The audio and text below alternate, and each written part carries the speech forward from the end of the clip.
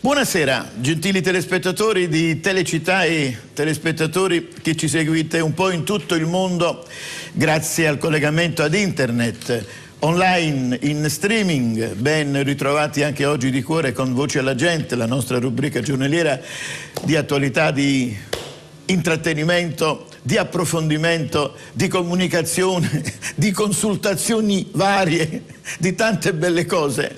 Ma aspetto per noi di Telecittà estremamente importante di tanta e di buona compagnia. Oggi è mercoledì 15 maggio 2013. Fra poco andremo a vedere la figura del santo del giorno, non prima di aver ringraziato il nostro regista Ciro Picardi per la parte tecnica e non prima di avervi presentato l'ospite, una cara persona che ci informerà sullo stato di salute di Indipendenza Veneta. Mi riferisco all'avvocato Alessio Morosin, presidente onorario di Indipendenza Veneta. Buonasera, avvocato, e grazie di essere stato invitato. È un piacere stare in sua compagnia. Non so se la regia, quell'immagine mi sembra che troppo distante, tutti sti fogli. Provvedi, Ciro, innanzitutto provvedi a fare un primo piano. Dimenticati di Enzo Spatellini, io vado in onda tutti i giorni. Ecco, a me interessa l'ospite che è sacro da noi. Grazie. Se puoi cambiare quel campo largo, non mi piace tanto, vedi tu. Allora, avvocato, so che lei è una novità. Sì, io ho parecchie novità. E allora vada avanti per 5-10 minuti, prego. Non vorrei annoiare, comunque abbiamo delle notizie importanti, nel Io senso mi affido che alle sue capacità di sintesi, Beh, lei non ecco, annoia mai. Io auspico come soprattutto, tutti gli avvocati, no? Troppo gentile, auspico soprattutto la capacità di essere chiaro, di avere questa virtù stasera, perché in questo momento di grande confusione che ci avvolge tutti, parlare in modo chiaro, far capire esattamente quello che si pensa e quello che si vuole, credo sia fondamentale per la gente, anche perché non è un momento in cui si può scherzare, ci sono già stati troppi che si sono presi libertà dei cittadini. Io non ho incarichi, non ho ruoli istituzionali, parlo come cittadino che paga le tasse, come cittadino che vota, come cittadino che è portatore di una opinione che nel disastro, nel fallimento generale dell'Italia vuole essere, e lo è convintamente, una posizione, un pensiero positivo.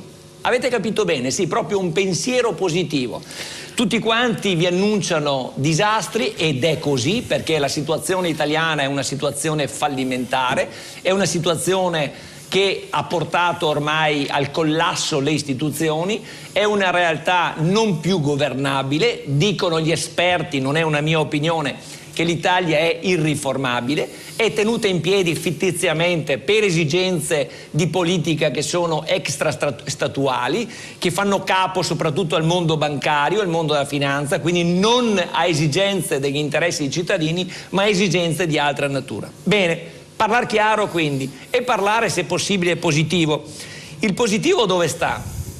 Sta che per salvarci, perché ormai questa è l'espressione che possiamo usare correttamente e seriamente, non dobbiamo più guardare a Roma, non dobbiamo più guardare alle istituzioni italiane che peraltro noi rispettiamo, noi non abbiamo necessità di parlare male dell'Italia, abbiamo un progetto fantastico, un progetto avveniristico, il progetto per il futuro che parla di indipendenza del Veneto parlando bene dell'Italia, anzi aggiungo di più. Noi attraverso l'indipendenza del Veneto saremo in grado, senz'altro, ne sono convinto e poi cercherò di spiegarlo con la cortesia, la disponibilità e la collaborazione del dottor Spatellino, di proporre un progetto che è il progetto che salverà anche l'Italia, che farà bene all'Italia quello che resta dell'Italia. Perché l'indipendenza è un'opportunità? L'indipendenza è un'opportunità perché abbiamo visto che la commedia italiana, che è diventata una farsa e sta diventando, trasformandosi in tragedia, è di per sé evidente che non può produrre un risultato. In questi giorni il governo parlava di commissione bicamerale per le riforme che assume il nome di convenzione per le riforme, che però qualcuno vorrebbe fosse posposta la riforma elettorale e qualcun altro anticipata la riforma elettorale. Insomma, stanno giocando con gli interessi dei cittadini. Per cui a Roma non dobbiamo più guardare, dobbiamo guardare a Bruxelles e dobbiamo guardare all'ONU. Questi sono i nostri due referenti del cambiamento. Ma soprattutto, e chiudo con questa prima nota, il cambiamento avviene, può avvenire, avverrà, perché io ne sono convinto, se noi veneti prenderemo con responsabilità, consapevolezza che abbiamo la forza, le energie, il progetto per dare l'indipendenza a questo territorio in tempi brevi, con modalità assolutamente democratiche. Stamattina sentivo un signore che disperato diceva che praticamente l'alternativa sono le armi. Dio ce ne guardi. Noi parliamo di indipendenza in modo assolutamente democratico, perché indipendenza vuol dire partecipazione dei cittadini, scelte dei cittadini, la sovranità esercitata veramente, non la sovranità subita, declamata quando serve, ma poi inculcata secondo le esigenze degli interessi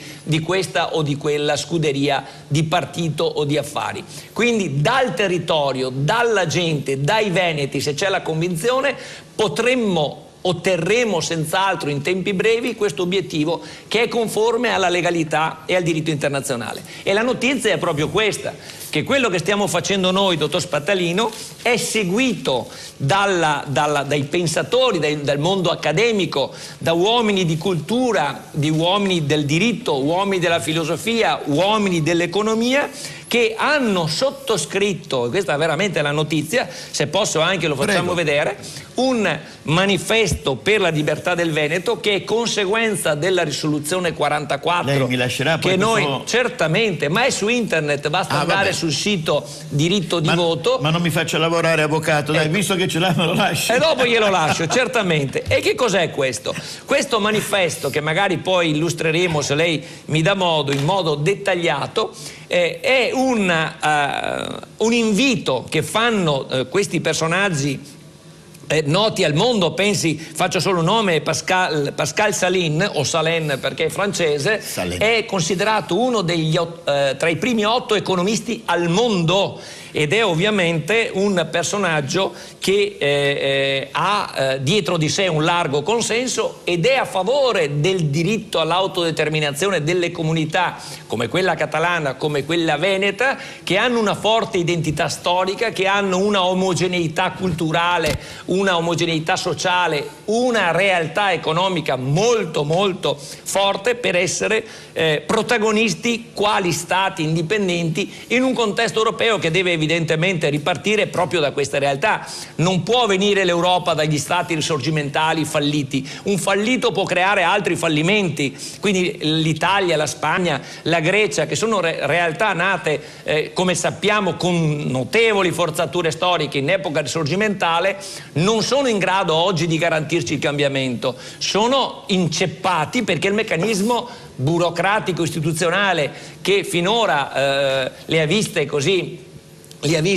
protagoniste nella vita, nello scenario politico, non è più in grado di dare risposte ai cittadini. Bisogna partire da comunità più piccole, da comunità che hanno i requisiti per autogovernarsi, per essere sovrani e indipendenti, e queste potranno dar vita a un'Europa di popoli veramente, veramente in grado di dare risposte ai cittadini secondo le aspettative dei cittadini. Diciamo, fermiamoci qua per il momento per non rendere la pizza troppo. Anche perché vorrei mettere sul piatto qualche altra notiziola, prego, avvocato, per non dimenticare, siccome è di attualità, sono 2 giorni che mi occupo di quel signor ghanese che ha ammazzato 3 nostri connazionali. Io ieri nell'opinione ho parlato di 2, perché sapete l'opinione la registro nella tarda mattinata, poi la notizia venne battuta verso le 11:35 che parlava dell'uccisione di un altro nostro connazionale, quel povero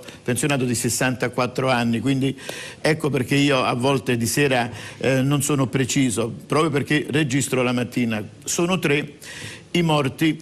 Io sono rimasto molto sorpreso dal comportamento sia del Presidente della Camera, la signora Laura Boldrini, e sia di quello che ha detto un parlamentare di Scelta Civica Allora, ogni tanto lei deve sapere che io non parlo mai a vanvera, avvocato. Tutto quello che dico è frutto di cronaca, mi appoggio a vari giornali, offro contributi. Questa volta, grazie agli amici di Facebook, alle mie preziosissime sentinelle che mi allertano, allora Marco Cominotto, uno dei miei 2 amministratori del club Enzo Spatellino Fans Club, mi ha postato questo link che la inviterei a guardare, certo, perché a volte sa, le chiacchiere, i giornali, dice vabbè sai, ma è stato travisato, non godito così, mega interpreta male. Adesso noi sentiremo quello che ha detto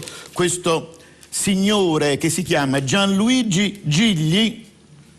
La prego, lei è anche un legale bravissimo. Mi dica. Andiamo a vedere e poi il suo commento. Io non aggiungo altro perché già sono indignato e non voglio arrabbiarmi di più, anche perché ho una certa età, avvocato. Rischio moltissimo. Giovane, lo so, mi piace questo lavoro, però io non posso rischiare nel commentare questi fatti. Invito anche quelli che mi contestano a prescindere a ragionare per qualche minuto con la vostra testa. Prendetela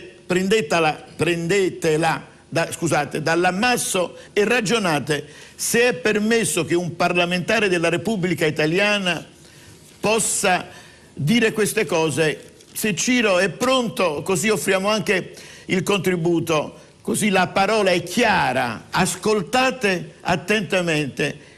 E il grave è che questo alla fine è stato applaudito non solo dai componenti di Scelta Civica, ma anche dalla sinistra. Andiamo a vedere in quali mani noi siamo messi.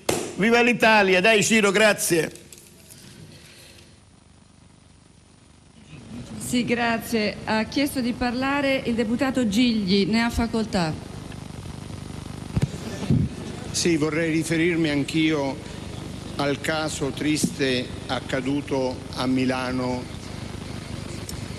a causa di una reazione sicuramente di natura psichiatrica di un giovane immigrato di anni 21, probabilmente sballottato dalla vita, dalle durezze della vita sulle nostre coste.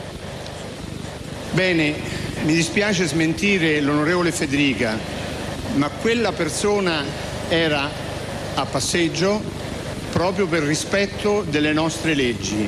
Aveva infatti presentato domanda di ricorso contro il decreto di espulsione ed era in attesa appunto di decisione. Vorrei però sottolineare una cosa, come questa persona rappresenti uno dei tanti punti di fragilità estrema di questo nostro sistema, perché trovarsi per le necessità della vita a 21 anni in un paese del quale forse si conosce a malapena la lingua, in una condizione di disoccupazione, in una condizione probabilmente anche di disperazione, credo che possa far uscire di testa chiunque e non possa in alcun modo essere utilizzato per una polemica politica di profilo molto basso.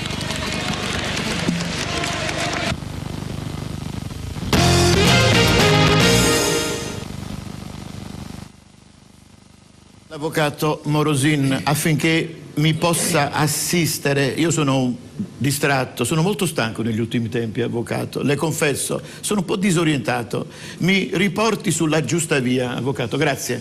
Oddio, non ho queste capacità, ma credo che un documento come quello che avete appena passato in video sia un documento sul quale riflettere e lo si deve fare serenamente proprio di fronte alla gravità del caso che è trattato. Il mio giudizio inevitabilmente è un giudizio di natura politica ed è un giudizio come cittadino. Di natura politica ovviamente non può che essere perplesso su quella che è stata l'interpretazione che questo deputato Gigli, mi pare, di Scelta Civica, ha dato un episodio così grave che al di là delle sfumature che il caso può avere nella storia della persona, dell'autore di questo crimine, è un fatto che non può non essere condannato. Dire che le sofferenze di un immigrato come quelle che avrebbe patito questo ghanese sono tali da fare uscire di testa chiunque, l'espressione testuale che mi sono segnato è questa, è un po' imbarazzante detto da un deputato della Repubblica, quantomeno imbarazzante se non è ancora provata la incapacità di intendere e di volere della persona, circostanza questa che spetta ovviamente ai giudici con l'ausilio di consulenti medico-legali. In ogni caso il fatto va condannato e se questa persona si trova in questo stato è anche perché lo Stato, e non è un gioco di parole, questo Stato, questa legislazione ha consentito a dei disperati di rendere disperati anche i nostri concittadini o vittime di aggressioni che non sono tollerabili, perché evidentemente o un fenomeno come quello dell'immigrazione viene in qualche modo gestito, controllato, come fanno nazioni civili accanto a noi. Lei sa benissimo che in Austria fatti del genere non ci sono, perché se è vero come è vero, a quanto pare, che questo signore girovagava per le strade di Milano, era in crisi, diciamo, psichica, probabile, o comunque era uno stato alterato, e è perché il suo ricorso avverso il decreto di espulsione magari è in gestazione, in trattazione da mesi, da stagioni, forse da più di un anno, e questo non è tollerabile, e questo è colpa dello Stato, e questo è colpa anche di quei deputati che invece di fare la morale quasi in danno delle parti offese si mettono dalla parte di chi ha compiuto il misfatto. Quindi se ci sono due colpevoli in questa situazione, uno è sicuramente l'autore di questo fatto, che peraltro andrà curato se ha anche una patologia tutta da accertare, ma poi il colpevole primario, dottor Spatalino se mi consente, è la politica, questa politica che demagogicamente, irresponsabilmente non sa trattare il problema dell'immigrazione dalla parte come dovrebbe essere trattato. Ripeto, in paesi civili vicino a noi ci insegnano in modo molto chiaro come si tratta. Le leggi, la legalità deve valere per tutti. Noi siamo arrivati al paradosso per cui il cittadino è quello trattato peggio, l'ospite che è arrivato illegalmente nel nostro territorio ha sempre un trattamento di favore. Questo non va bene. Nel Veneto indipendente, è colpa di uno Stato, sarà presto, questo non avverrà. Speriamo. Ci sarà la legalità per tutti, uguale per tutti, non facciamo discriminazioni, ma non avremo per le strade delle persone che possono andare in giro perché sono in attesa della decisione amministrativa su un decreto di espulsione, perché il provvedimento di espulsione, se è fondato, e io non sono in grado di valutarlo, in ogni caso deve essere deciso in tempi brevissimi, a giorni, non ad anni. Avvocato, al di là dei tempi, io vado più in fondo. Anche se ci fosse il decreto di espulsione, lo Stato è nella manifesta impossibilità di procedere fisicamente all'espulsione. La prego di credermi. Noi non siamo ecco, lei è un avvocato, cioè, questo lo so. Allora perché dobbiamo fare questa brutta fine, avvocato? Certo. Io non so quali potrebbero essere i rimedi, ma qualcosa bisogna fare, perché la cittadinanza si interroga: com'è possibile che vengano migliaia di disperati in Italia e con la loro tracotanza pretendono che dobbiamo essere noi ad adeguarci a loro? Si verificano tutti i giorni tanti esempi: uomini e donne salgono sugli autobus, minacciano i conducenti, sputano addosso ai carabinieri.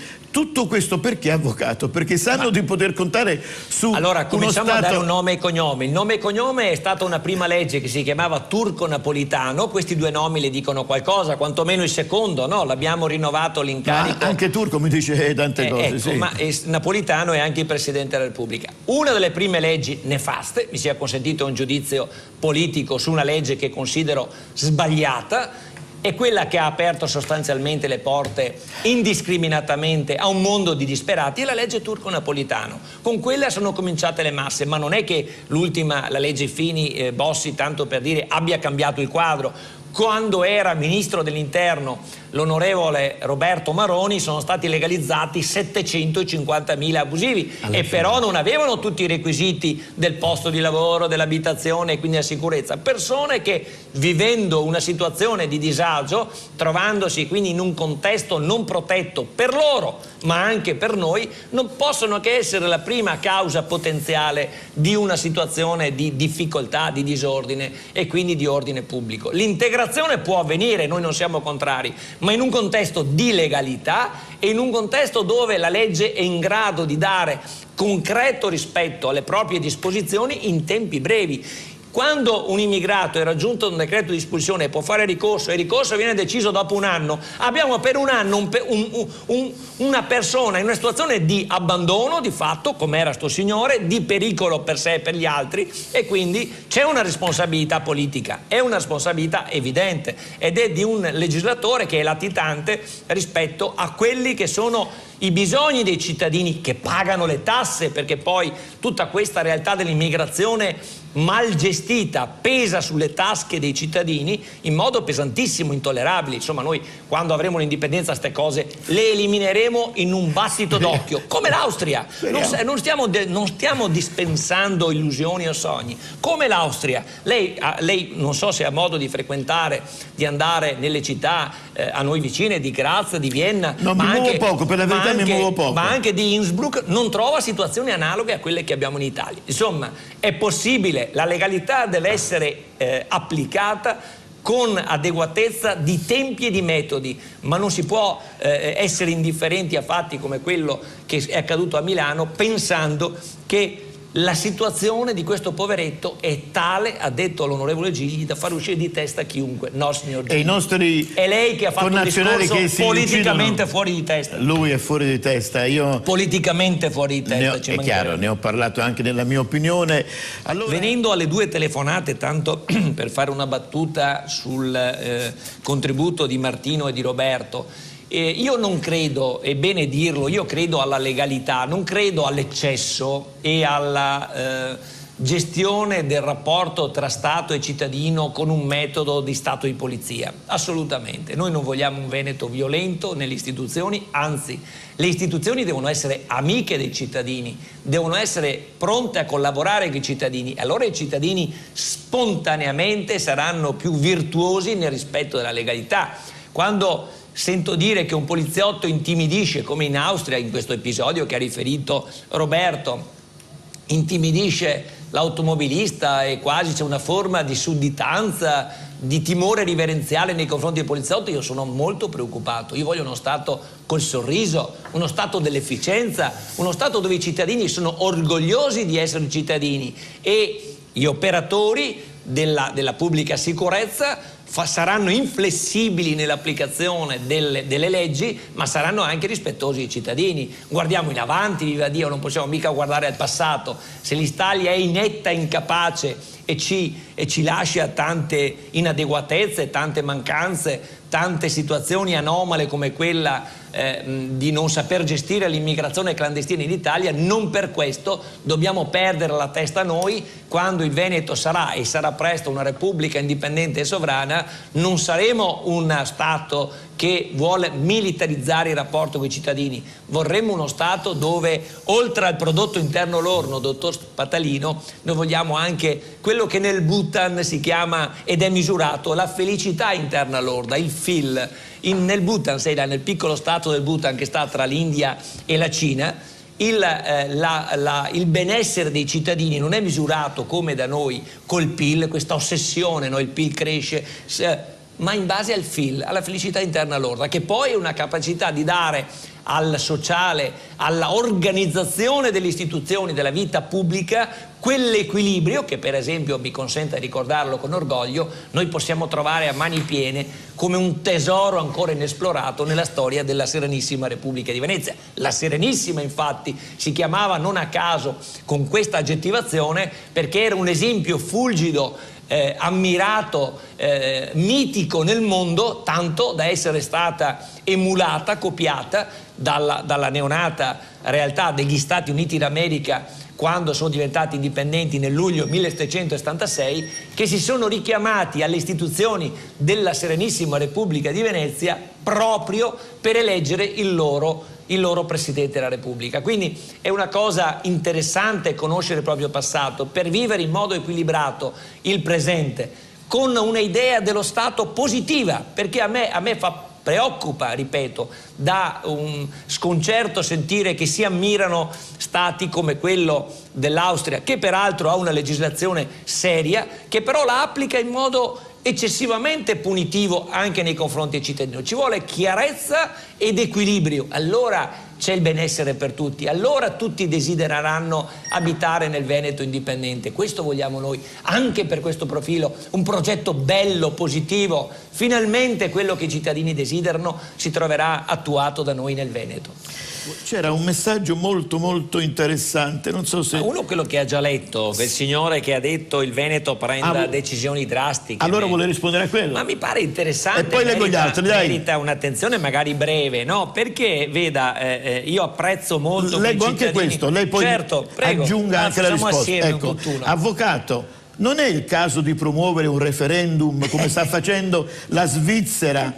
Forse il parlamentare e la Boldrini pensano più ai voti che alle vittime, ai dispiaceri che creano questi ospiti indesiderabili. Buona serata a entrambi. Dina da Padova, prego. Ecco, ha fatto bene, no, è perfettamente in sintonia con quello che aveva fatto l'amico precedente, anzi una signora mi pare.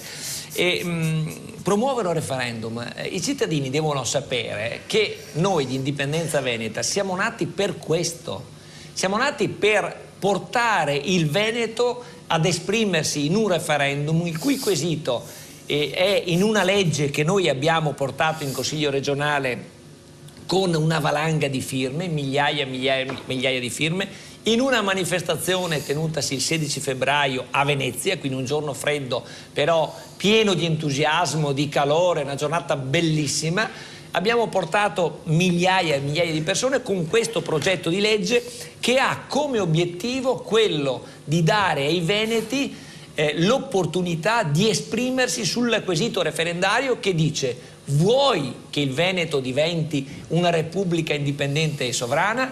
Punto di domanda, sì o no? Questo è un atto di democrazia che è contenuto in un progetto di legge regionale veneta che noi abbiamo predisposto con un gruppo di esperti, di giuristi, anche di competenza internazionale, che abbiamo depositato in regione, che veda, inizialmente è stato accolto come per la risoluzione 44 che è stata approvata il 28 di novembre, è stato accolto con un po' di freddezza e poi invece è stato sottoscritto per primo dal consigliere regionale Stefano Valdegamberi, che sappiamo il 28 novembre, allorché è stata approvata la risoluzione 44, si era astenuto. Pensi il mutamento di pensiero, il miglioramento, la crescita, perché la libertà è una cosa che spinge in alto tutti, anche chi vuole stare in basso, livellato sullo stagno italiano, sente il bisogno di elevarsi, di andare in alto. E Stefano Valdegamberi, lo dico con gioia per lui, ma anche per tutti i veneti, ha saputo elevarsi, ha saputo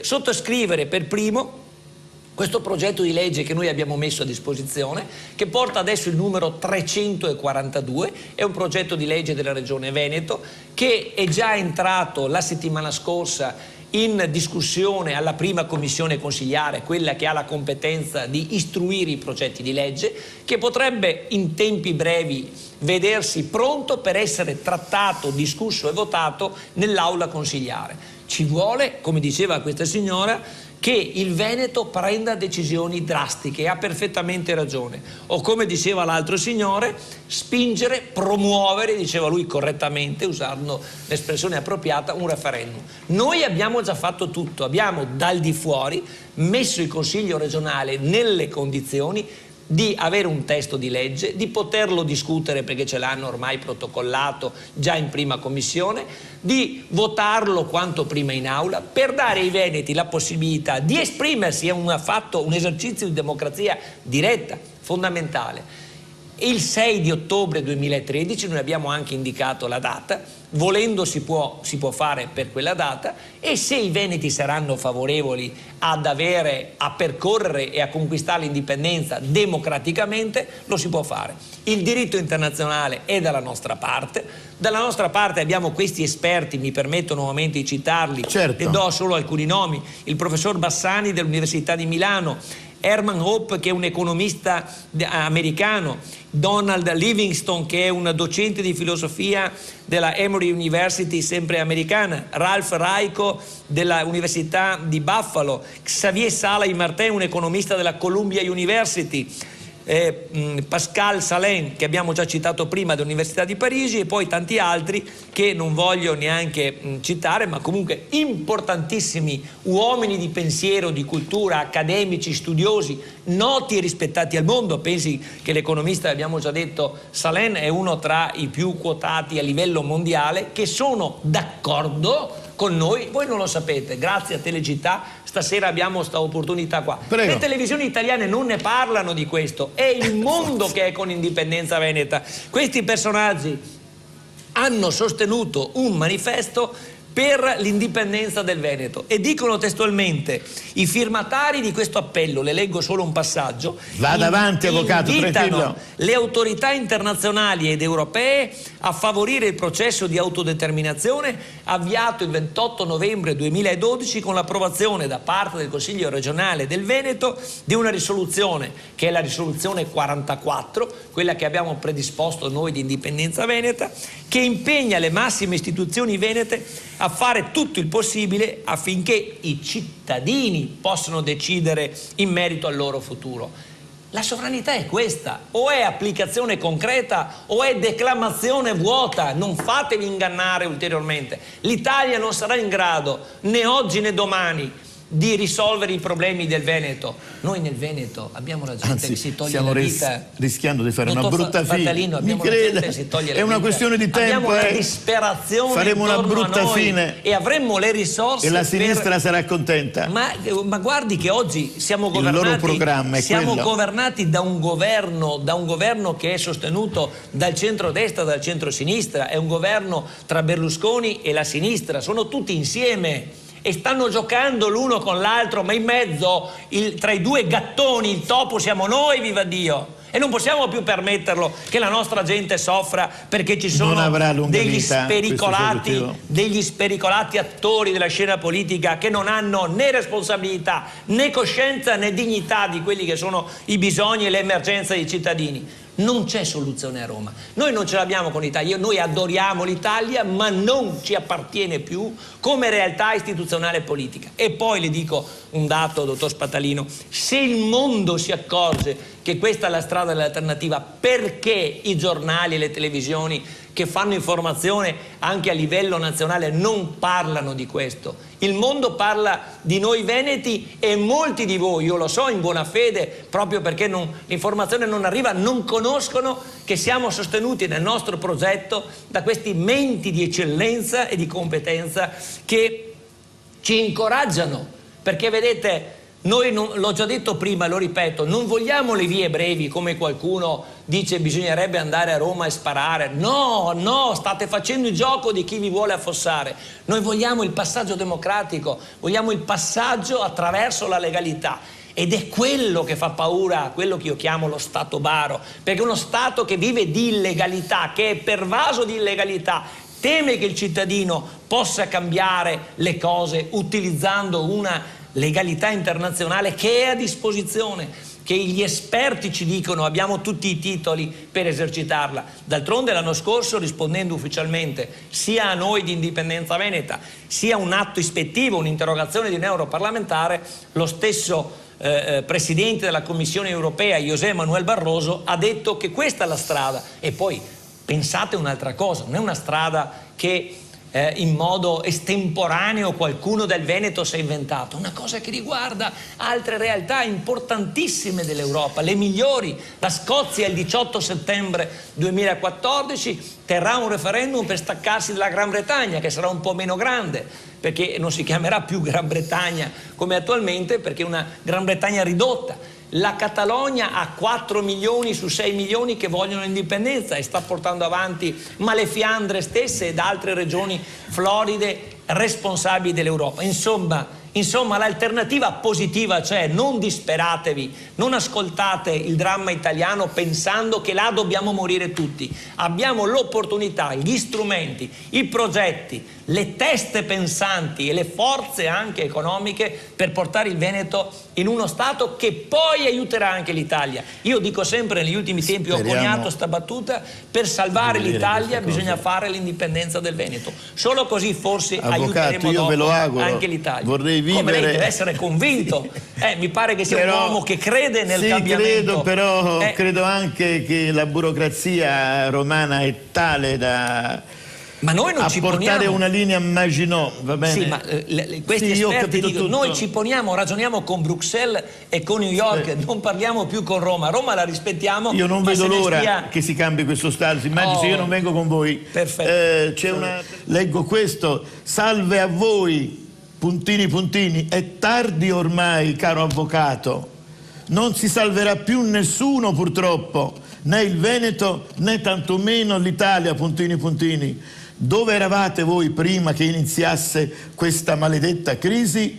Comunque meglio tardi che mai, puntini puntini. Sempre Andy. Dai, 2 minuti, risponda subito ad Andy e poi diamo pubblicità. Grazie Andy. Ha detto 2 cose apparentemente in contraddizione, vuol dire che è una persona positiva, ha detto no, è tardi ormai, ma era quasi una constatazione, però alla fine ha chiuso dicendo non è mai troppo tardi, e quindi è molto bello che vi sia dentro di noi questa voglia di recuperare un'opportunità di cambiamento. Io credo che questo sia un bel messaggio che lei dà, e serve anche per dire a quel signore, mi pare Jimmy da Campodarsego, che ha detto che si vergogna di essere italiano. Ma signor Jimmy da Campodarsego, ma ha l'opportunità di essere orgoglioso di essere veneto, quindi si vergogna di essere italiano, ma almeno sappia che può essere così orgoglioso di essere veneto. Il Veneto che vuole cambiare, il Veneto che non si arrende, il Veneto che lavora, il Veneto che pur trattato dall'Italia, dalle istituzioni, dalla burocrazia italiana come una colonia, peggio di una colonia africana, perché ormai gli economisti dicono: voi avete un livello di prelievo fiscale e tributario che è superiore a quello che avevano le colonie africane quando c'erano le grandi potenze che andavano a sfruttare. L'India non è mai stata salassata dalla Gran Bretagna come lo siamo noi oggi del Veneto. Lei pensi, lo diciamo perché vedo che molti non lo sanno, perché sembra una cosa difficile da capire, invece è semplicissima: il residuo fiscale. Lo Stato si prende da noi veneti, dopo che abbiamo pagato tutti i servizi che lo Stato ci dà, si fa per dire pessimi servizi, ma comunque dopo averli pagati tutti si trattiene ancora di più altri 4.000 euro a testa per ogni cittadino veneto, non solo tra coloro che lavorano, ma anche tra coloro che, minorenni e quindi non in età produttiva o in tarda età, evidentemente non possono lavorare. Vuol dire che una famiglia di 4 persone, marito, moglie e 2 figli, una media famiglia veneta, dopo aver pagato tutte le tasse, si vede derubata, perché l'espressione corretta, dottor Spattalino, è questa: derubata dallo Stato italiano di altri 4.000 euro a testa in un anno. 4 persone per 4.000 euro a testa, che è un dato di media, vuol dire 16.000 euro all'anno, che sono opere non realizzate, servizi non resi, costi superiori per la sanità, per la scuola, per l'università, per la viabilità, per i mezzi di trasporto, per tutto quello che riguarda la collettività. E questo è un furto. Non prendere telefonate, Ciro, non prendere telefonate. Questo è un furto inaccettabile. Voi capite che non è più tollerabile questa situazione, e noi abbiamo, oltre allo strumento della lamentela, che in fondo è una critica ragionata su dati conosciuti, obiettivi, non su una fantasiosa nostra ricostruzione. I dati che vi ho offerto sono dati che vengono dal Ministero dell'Interno, dell'Economia e delle Finanze. Ogni anno lo Stato si preleva dal Veneto 70 miliardi di tasse, ne restituisce in servizi meno di 50, in realtà dice 50, ma ci sono 9 miliardi di interessi sul debito pubblico. Anche a ignorare quelli, rimangono comunque 20 miliardi in più che distribuiti di prelievo, che distribuiti su 5 milioni di persone che sono i veneti, vuol dire 4.000 euro a testa, bambini e anziani compresi. Questo non è più tollerabile. Gli economisti del mondo, quando esaminano questi dati si guardano stupiti, dice ma possibile che in Veneto nessuno faccia niente? Allora io dico, in Veneto avremmo anche una regione che avrebbe sovranità in materia di tutela di quelli che sono gli interessi dei cittadini veneti. Zaia, bisogna darsi da fare, carino, bisogna che tu e la tua giunta, che il Consiglio, ma lui è disponibile per un referendum, ma a parole è disponibile, deve avere il coraggio, per esempio, non lo ha ancora detto, di porsi alla testa di questo manipolo di coraggiosi che sta peraltro crescendo sempre più, che vogliono il referendum il 6 di ottobre 2013, deve dirlo con coraggio. Non possiamo più sentire, come mi hanno riferito l'altro giorno, che un vice sindaco di un paese qua dove anche Telecittà è molto seguita ha detto: io vorrei approvare l'ordine del giorno a sostegno della legge che indici il referendum, ma devo sentire in alto il mio partito. Dimettetevi se non avete la dignità di affrontare la realtà con gli strumenti che noi vi abbiamo indicato. Avvocato, bisogna prendere scelte coraggiose, bisogna avere il coraggio di invertire la rotta. L'indipendenza non la regala nessuno, bisogna prendersela con coraggio. Lo diceva Paolo Sarpi, che l'autonomia e l'indipendenza non bisogna richiederle, bisogna esercitarle. E quindi basta chiacchiere, basta il solito piagnisteo, abbiamo la possibilità di cambiare la nostra storia, la nostra sorte. Mi aiuti? Basta approvare sto referendum e dopo ci vuole il coraggio di chi è a guida di queste istituzioni. Se non ha il coraggio si dimetta, se Zaia non ha la forza, c'è chi è in grado oggi di assumere questa decisione di responsabilità e di dignità. Lasci spazio agli altri, quindi non gli chiediamo di fare l'eroe ma nemmeno di essere di ostacolo. Si tolga di mezzo, o prende la decisione e la sopporta, o si toglie di mezzo e la porteranno avanti altri. Ce ne sono ormai di coraggiosi. Lo strumento è il progetto di legge 342. Io non... Allora, avvocato Morosini, la prego, perché vorrei leggere altri messaggi. Sì, però la signora Cinzia Distrà ha fatto una bella domanda, direi pertinente e anche che meriterebbe molto più tempo, quindi io mi scuso con lei. Abbiamo 15 minuti. E con la signora, no, dedico solo un minuto proprio per poter anche rispondere. Un minuto e mezzo. Ecco, vede signora, io ho cercato... Però la devo interrompere, prego, perché è la terza volta che rimando indietro quello che devo dire. Voi siete bravi, però senza il pool, il gruppo, non fareste tanta strada. Non c'è dubbio. Avete dei collaboratori eccezionali. Uno per tutti, una tale Anna Ferro.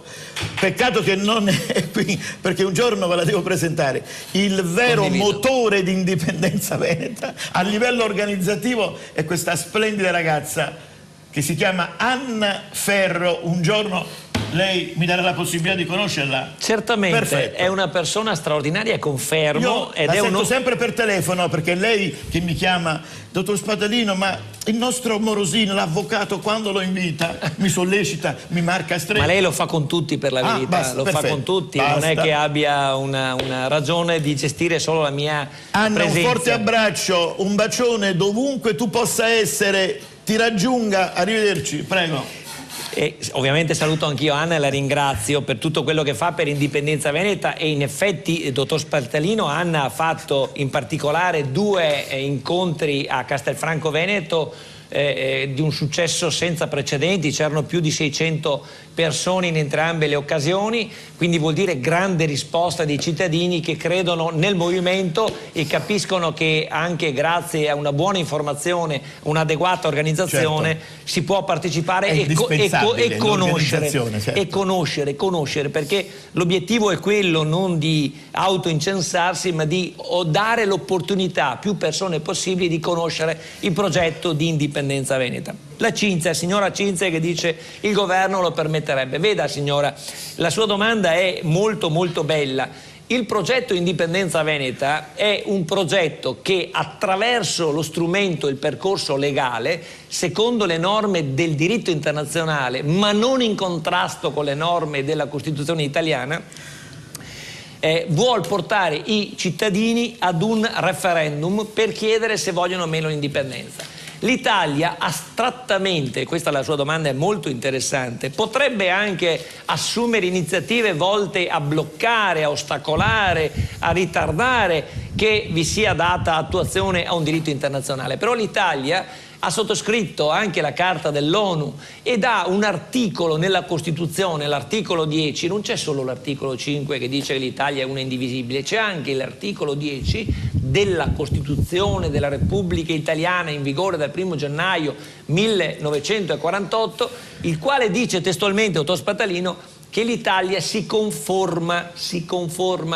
alle norme del diritto internazionale generalmente riconosciute. Si conforma, non è che valuta se sono o meno compatibili, vuol dire che le ha accettate tout court, vuol dire che le ha accettate senza poterle discriminare, così come ha scelto, quando ha scelto meglio, di entrare a far parte dell'ONU, vuol dire delle organizzazioni delle Nazioni Unite. E in questo senso non è solo la mia opinione modestissima, è l'opinione di quegli esperti che ho citato prima, che hanno sottoscritto la ritualità, la regolarità, la legittimità del nostro percorso, ed è, lo ripeto, ma è opportuno, quello che ha detto José Manuel Barroso, che è il Presidente della Commissione Europea, l'anno scorso, da noi interpellato, ma interpellato anche da un europarlamentare. Quindi lei deve pensare che astrattamente, quindi bene ha fatto a porlo questo quesito, lo Stato italiano potrebbe attivare dei meccanismi, diciamo, di contrasto di natura prettamente burocratico,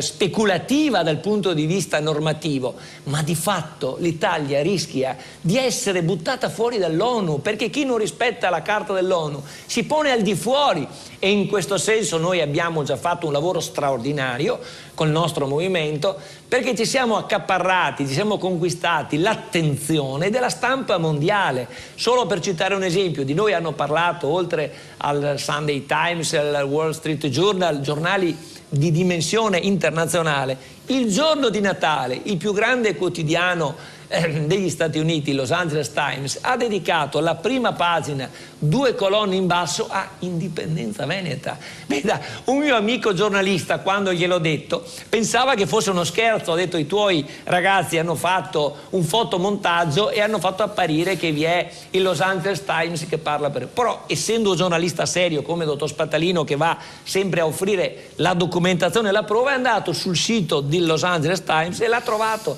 Allora ho detto: oddio, è vero che parlano di voi in tutto il mondo. Il problema è che non ne parlano nel Veneto.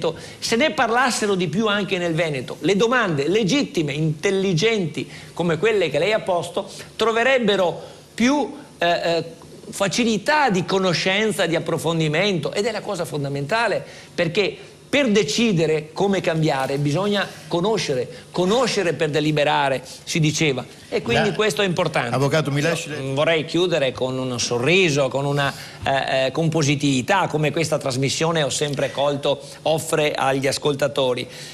Non siamo qui per piangerci addosso, siamo qui per guardare la realtà per quella che è, con molta responsabilità, ma anche con un po' di dignità, quella dignità che a volte ci manca come veneti. Siamo abituati a subire, siamo abituati a pagare, siamo abituati a non reagire. Ora è il tempo di reagire, ma bisogna stare attenti, non dobbiamo reagire in modo sbagliato, perché faremmo il gioco di chi ci ha maltrattato, di chi ci sta sfruttando, di chi ci sta facendo pagare tasse che sono illegittime, che sono esose, che sono esorbitanti.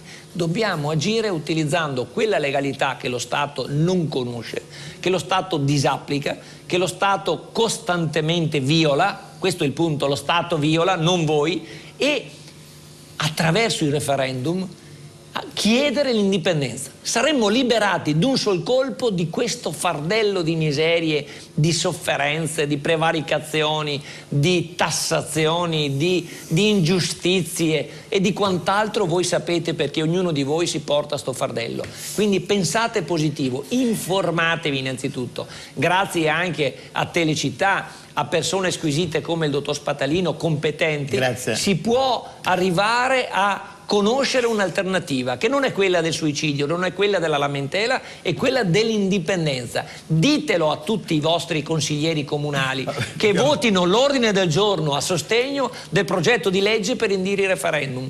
L'ANCI Veneto ha Associazione Nazionale Comuni d'Italia del Veneto ha mandato a tutti i comuni del Veneto, 581 comuni, la delibera del comune, del primo comune del Veneto di Belluno, Castellavazzo, che ha sostenuto il progetto di legge 342. Quindi parlate di indipendenza vuol dire parlare di libertà. Va bene, poi ci vediamo il prossimo.